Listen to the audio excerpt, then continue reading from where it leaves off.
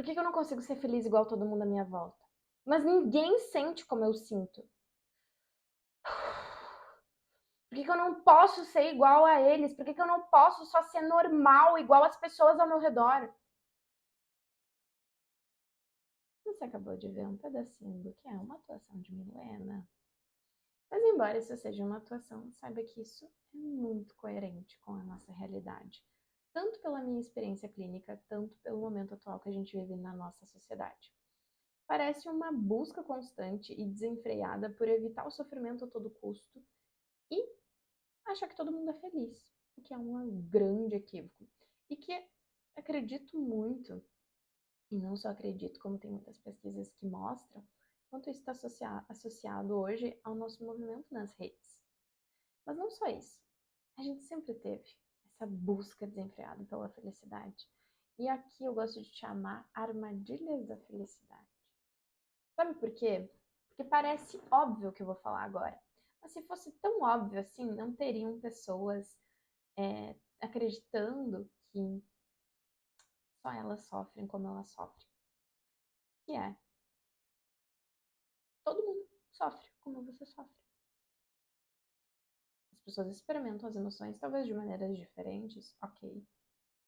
Mas sim, todas as pessoas sofrem. Se você é um ser humano, e aqui, por favor, parênteses, não use a exceção como regra, porque isso é um argumento burro. Segundo João Pedro. Essa aprendi com você, amor.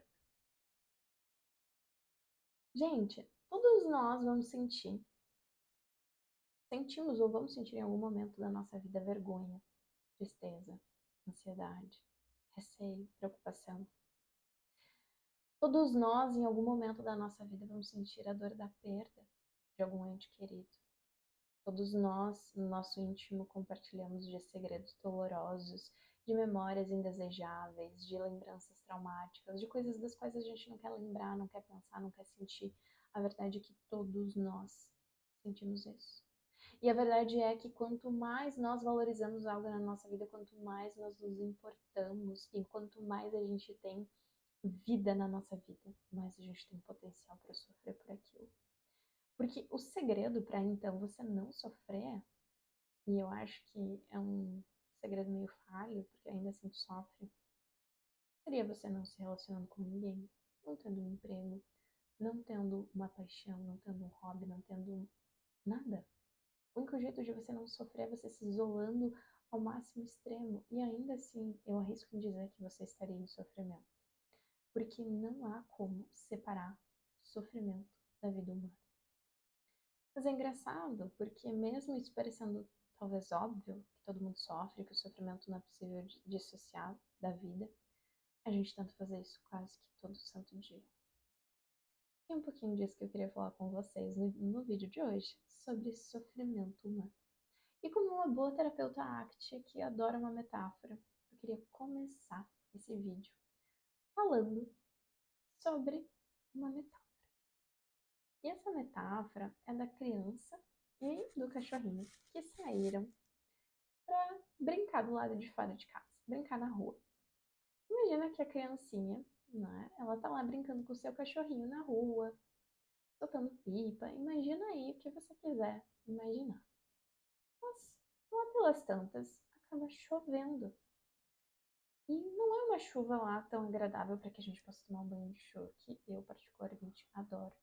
Inclusive faz tempo que não faço. Não é uma chuva dessas.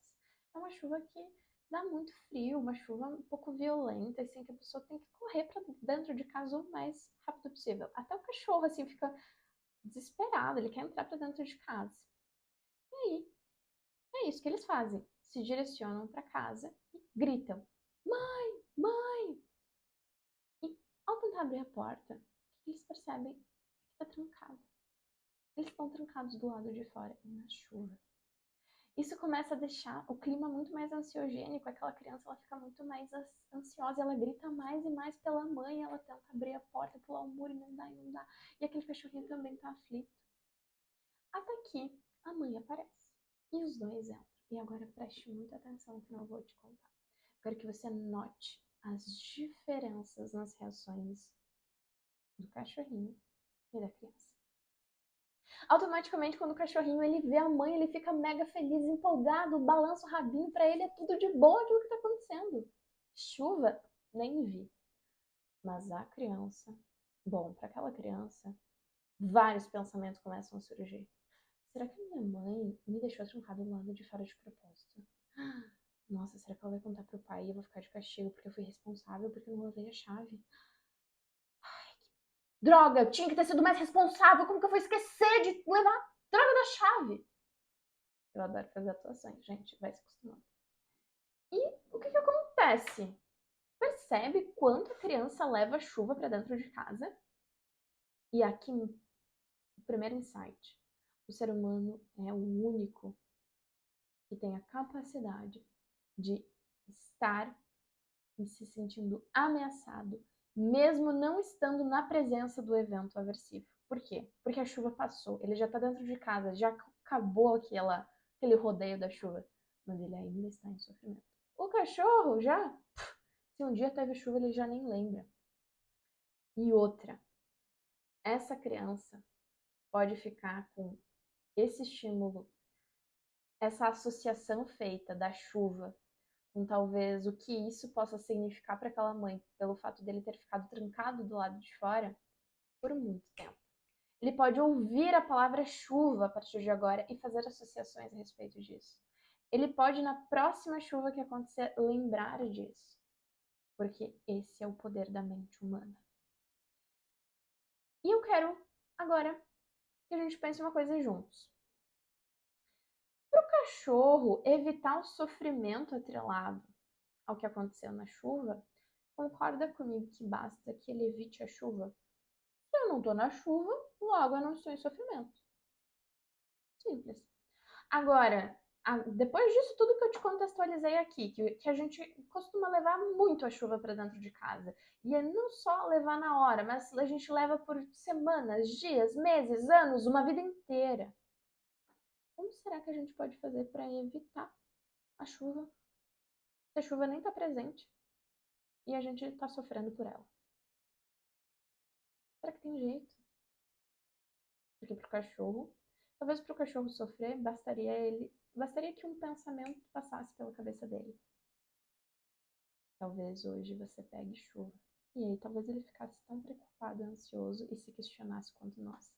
Mas enquanto ele não adquirir essa capacidade da linguagem humana, ele não vai sofrer como nós sofremos.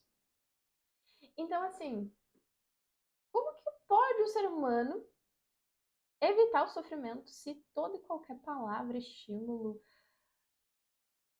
que acontece ao nosso redor pode fazer com que a gente volte ao evento aversivo? Se eu te pedir agora para você fazer uma associação entre esse objeto e este objeto aqui, você vai conseguir fazer uma associação. Ah, água micelar para limpar fones de ouvido, água micelar para limpar o estojo do AirPod, enfim, música da água micelar para o AirPod, para você não esquecer mais de fazer skincare. Gente, é infinitas possibilidades que a nossa mente humana pode criar. Inclusive, isso que é um exercício do teatro. A gente faz o exercício para trabalhar a imaginação e improviso, pensando em atribuir N funções para o objeto que não a função do objeto. Ou seja, imagina agora que isso daqui é tudo menos uma água micelar. Posso pensar que é um telefone, posso pensar que é um microfone, posso pensar que é uma escova. A mente humana é muito astuta. E é aqui que mora a faca de dois gumes. Você está percebendo que o sofrimento humano está relacionado diretamente com a linguagem? Essa mente nos possibilitou tudo isso, tudo. Dá uma olhadinha aí ao teu redor agora. Olha, aqui tem um computador, uma luz, uma ring light, um ar-condicionado, construção, tudo. Tudo que está ao nosso redor foi fruto dessa mente humana que pensa, que questiona, que relaciona. Mas ela não faz isso só com o que está externo. Ela faz isso com o que está interno. E daí vem também grande parte do sofrimento humano. E aí, gente, um ponto. Até mesmo situações confortáveis podem remeter à dor.